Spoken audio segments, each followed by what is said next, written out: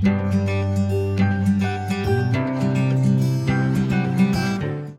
वालेकुम and welcome back to my channel. I hope कि आप सब ठीक होंगे, मज़े में होंगे। तो जनाब यहाँ पे हो रहा है सुबह सुबह का टाइम और मैंने साथ ही व्लॉग भी बनाना स्टार्ट कर दिया था क्योंकि आज हमारे घर स्पेशल गेस्ट ने आना था और हमने भी कहीं जाना था। तो मैंने सोचा कि साथ साथ व्लॉग भी बना लेती हूँ, शाम तक व्लॉग कंप्लीट हो जाएगा। यहाँ पे अमान अपने बस स्टॉप पे जा रहा है और आयतर और अली की बस अर्ली आ जाती है, तो वो ऑलरेडी स्कूल चले गए थे। आज काफ़ी दिनों के बाद बच्चे स्कूल गए थे और इसीलिए हमने एक अपॉइंटमेंट भी ली थी, बहुत इंपॉर्टेंट थी। तो सुबह सुबह ही हमने निकलना था। बस बच्चों को सी ऑफ करने के बाद मैं फ़ौरन से घर गई और सेवियाँ बनाई थी। आज मैंने बच्चों को स्कूल जाने से पहले सेवियाँ दी थी क्योंकि ये लोग कुछ भी नहीं खाते हैं सुबह के टाइम। बहुत ही मुश्किल से इनको थोड़ा बहुत कुछ खिला के भेजती हूँ। सुबह जब मैं बच्चों के लिए सेवियाँ बना रही थी ना, तो मेरा इतना दिल कर रहा था सेवियाँ खाने को, तभी मैंने सोच लिया था कि आज नाश्ते में मैं भी सेवियाँ खाऊंगी। और सच बताऊं तो इतना टाइम भी नहीं था कि मैं अपने लिए अलग से ब्रेकफास्ट बनाती। तो बस मैंने सेवियाँ खाई, उसके बाद अपने हस्बैंड के लिए ब्रेकफास्ट रेडी किया। यहाँ पे पिछले दिनों हॉलीडेज़ चल रही थी तो सारे ऑफिस वगैरह बंद थे, स्कूल से भी छुट्टियाँ थी बच्चों को। तो आज काफ़ी दिनों के बाद बच्चे स्कूल गए थे, फ़र्स्ट डे था उनका स्कूल का।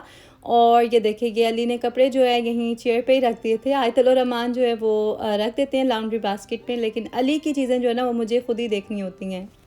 यहाँ पे बुक्स भी बिखरी हुई हैं। एक्चुअली बच्चे रात में बुक रीड कर रहे होते हैं, मैं नमाज़ पढ़ रही होती हूँ, तो उसके बाद बस जल्दी जल्दी से सोने का टाइम हो जाता है तो ऊपर चले जाते हैं हम लोग।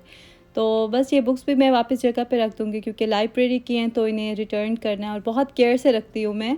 ये बैग मैंने स्पेशल रखा हुआ है लाइब्रेरी की बुक्स के लिए, तो ये मैं हैंग कर दूँगी लॉन्ड्री रूम में।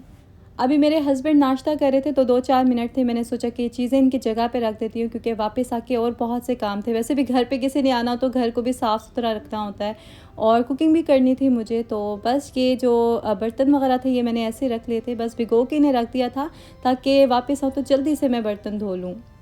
अगर इस तरह से पानी ना बहाओ ना बर्तनों पे तो रखे रखे ड्राई हो जाते हैं और फिर जब धोने का टाइम आता है तो डबल टाइम लगता है। तो खैर वापस आके बहुत सारे काम करने हैं तो जल्दी से अब चलते हैं हम ऑफ़िस।